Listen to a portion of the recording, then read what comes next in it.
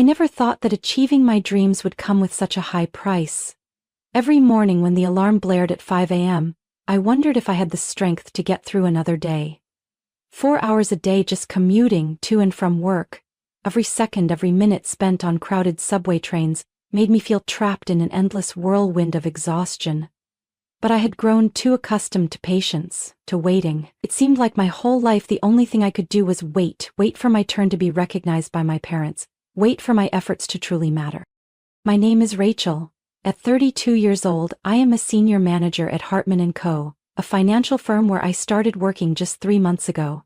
For many, it might seem like a dream come true. A doubled salary, a modern office with a free coffee bar, friendly colleagues and a boss who actually listens. But every morning, crammed into the train from the suburbs to downtown, I couldn't help but wonder if this dream was really worth it. 4 hours a day wasted on buses and subways drained me both physically and mentally. I knew I needed to find another solution. I wasn't like my brother, Daniel. Since we were kids, Daniel had always been the shining star of the family. He was the one with big dreams, a young entrepreneur with a string of startup ideas. Not all of his ideas were successful, but my parents were always willing to support him, from taking out loans to dipping into their retirement savings to invest in his company. Risk big to win big, Daniel would say, and my parents believed him unconditionally. As for me, I wasn't the risk-taken type. I liked stability, clarity. I had climbed the career ladder step by step, from a tiny administrative role to a management position. I didn't have the big wins like Daniel, but I took pride in knowing every achievement of mine came from genuine effort. That Saturday, as usual, I went to my parents' house for dinner. Traditional family dinners had always been a ritual. My mom was in the kitchen, stirring a pot of steaming sauce, while my dad sat in his usual armchair flipping through the newspaper. Everything seemed peaceful, but I knew the upcoming conversation would revolve around Daniel. I helped my mom set the table, placing each plate down carefully, silently promising myself not to let that old feeling of being left out creep back in. "How's the new job going, honey?" my mom asked, her eyes still on the simmering soup. "Really well, Mom, everything's great." I forced a smile but couldn't quite hide my exhaustion. "The only issue is the long commute. I'm looking for an apartment closer to the office." My mom and dad exchanged a look, a short glance filled with unspoken words. Dad put down his newspaper, and Mom sat across from me at the table. "Rachel, maybe I have a solution for you," my mom said, her flour-dusted hands gently clasped together. "Do you remember Grandma Evelyn's old apartment? The one I inherited from her? The tenants just moved out last week and it's only a 5-minute walk from your office." I was stunned. Grandma Evelyn's apartment. As a child, I had spent countless weekends there. The place always had the gentle scent of lavender and freshly baked cookies. It was a cozy 2-bedroom apartment with a small balcony where my grandmother nurtured her lush green plants. It felt like a safe haven, a little private world amidst the bustling city. "How much is the rent, Mom?" I asked, trying not to sound too eager. Mom mentioned a figure that made me blink a few times. It was only half the market rate. "Of course, I'd give you a family discount," she added with a warm smile. "I'll take it. Really, thank you so much, Mom and Dad." I almost squealed, a wave of relief washing over me. I had found the solution to my problem, and this time, my parents had truly thought of me first. That evening I returned home with a rare sense of excitement. For the first time in months, I could see a brighter future ahead. Once I moved into the new apartment, I wouldn't have to endure those long, exhausting commutes every day. Everything seemed to be falling into place, and I reassured myself that perhaps things would finally start getting better. But deep down there was still a vague sense of unease. I couldn't pinpoint where it came from, just a fleeting prick of doubt that quickly vanished, like a small dark cloud in a clear blue sky, a hint of a storm brewing in the distance. But at that moment, I chose to ignore it, focusing only on the good things right in front of me. Moving day felt like stepping into a new adventure filled with hope. But when the door swung open, that hope was swiftly replaced by disappointment. Grandma Evelyn's apartment, once filled with childhood memories, now looked like an abandoned house.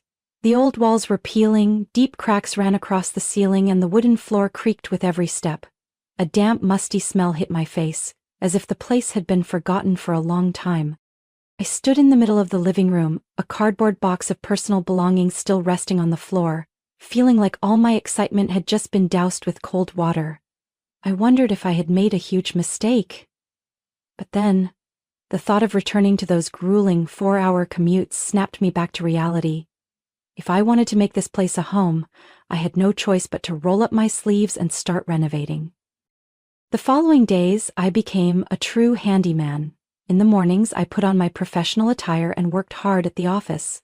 By evening, I'd change into old clothes, grab a paintbrush, and start refreshing each wall. I learned how to apply wallpaper through YouTube tutorials, fixed basic electrical issues on my own, and even attempted to assemble furniture by myself. Slowly but surely, the apartment began to transform. The old, peeling walls gave way to fresh coats of soft, neutral paint. The creaky floors were sanded and polished, and the musty smell was replaced with the comforting aroma of vanilla candles. It wasn't just an apartment anymore. It was becoming my own little sanctuary, built with my own hands and hard work. The apartment began to change day by day. The soft gray walls created a soothing atmosphere, and the new polished wooden floors reflected the sunlight streaming through the large windows. I chose simple yet modern furniture: a cozy navy blue sofa, a charming small oak dining table, and a plush wool rug in the center of the living room. Every corner of the home was thoughtfully decorated, from neutral-colored throw pillows to neatly arranged bookshelves. After nearly 3 months of hard work, the apartment finally took on its new look. I invited my mom over on a Saturday afternoon, feeling both excited and nervous. My mom wasn't the easiest person to impress, especially when it came to home decor and design. When she stepped into the apartment, I held my breath, waiting for her reaction. Mom moved slowly from room to room, her fingers gently brushing over the smooth kitchen countertops, her eyes carefully taking in the small, charming wall decorations. I followed behind her, every step feeling heavier than the last. "Rachel, did you do all of this?" Mom turned around, a hint of surprise in her eyes. "Yes, I did it all myself, Mom, everything from painting the walls, installing the fixtures, to choosing the furniture." She didn't say anything at first, just smiled. Not a polite smile, but a real, genuine smile that came from deep within. A warm feeling spread through me. It had been so long since I'd seen my mom truly proud of me. "You did great, Rachel. The apartment is beautiful," she said, then unexpectedly pulled me into a hug. It was a gentle embrace, yet it conveyed so much that words couldn't express. After she left, I sat back on my favorite sofa, looking around at the home I had built with my own hands. I felt an overwhelming sense of peace. This apartment wasn't just a place to live, it was a testament to my efforts, to the fact that I could create something wonderful in my own life. A few weeks later, my work at Hartman & Co. also took a positive turn.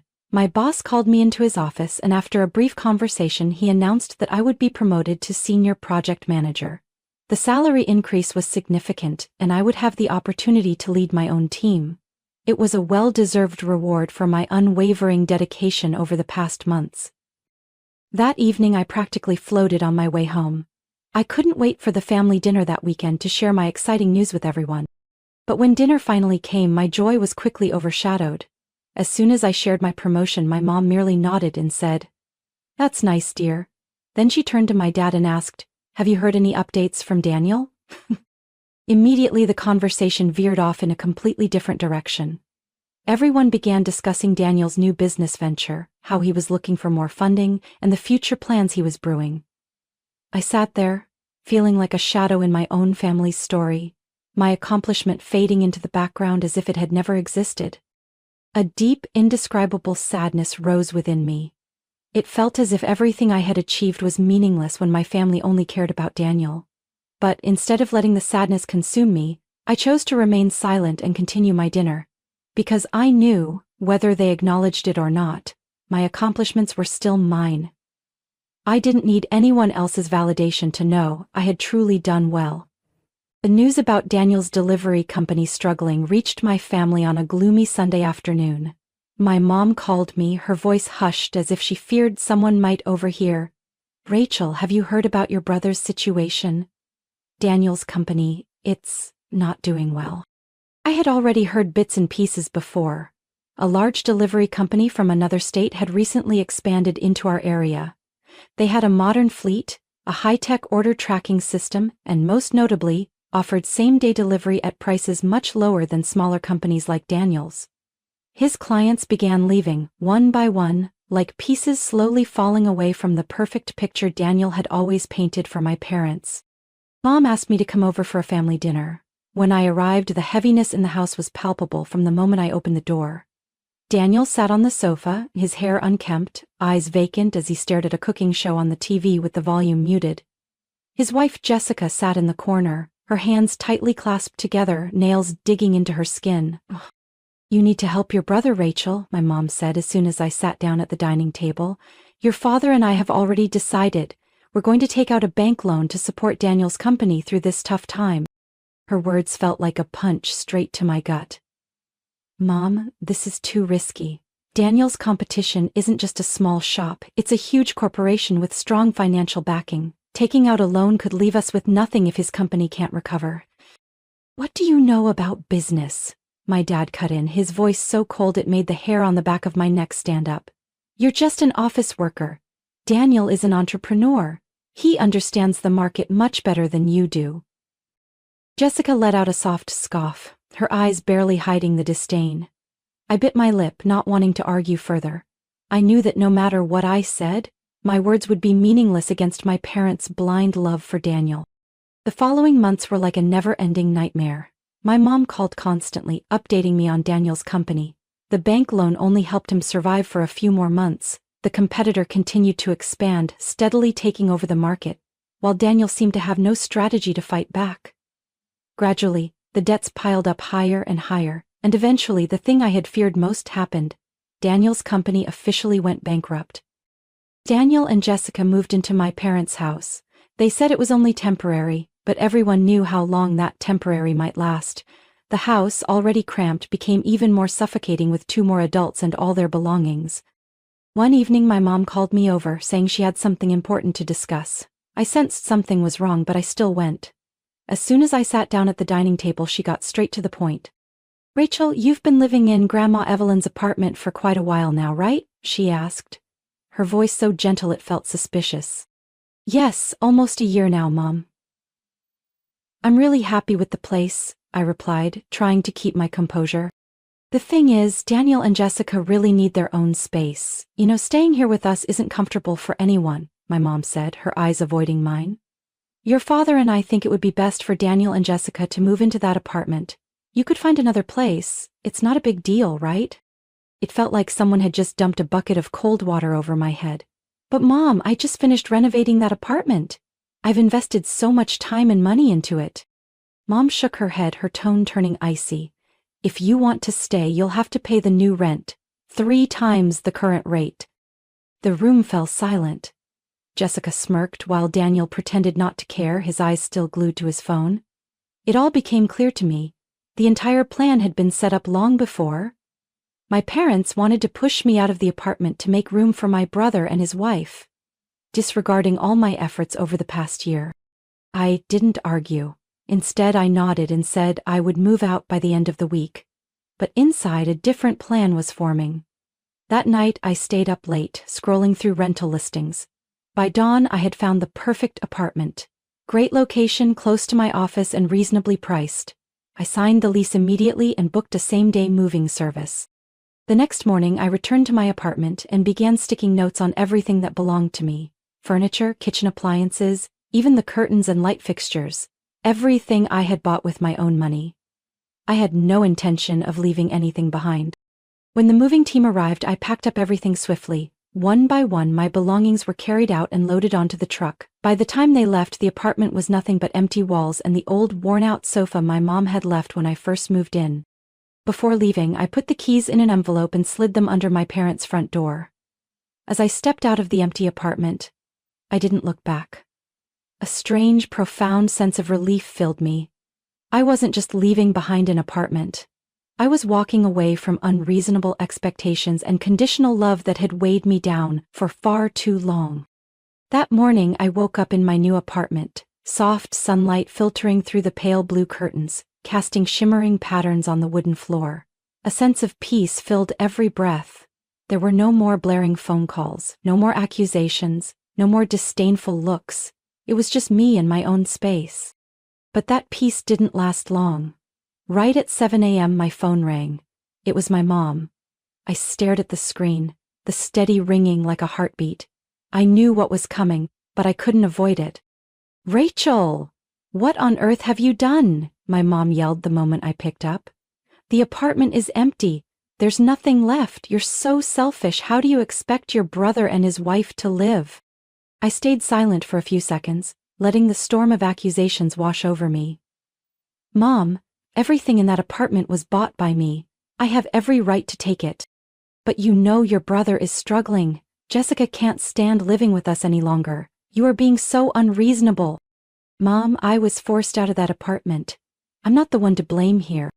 There was a heavy silence on the other end of the line, just the sound of her breathing.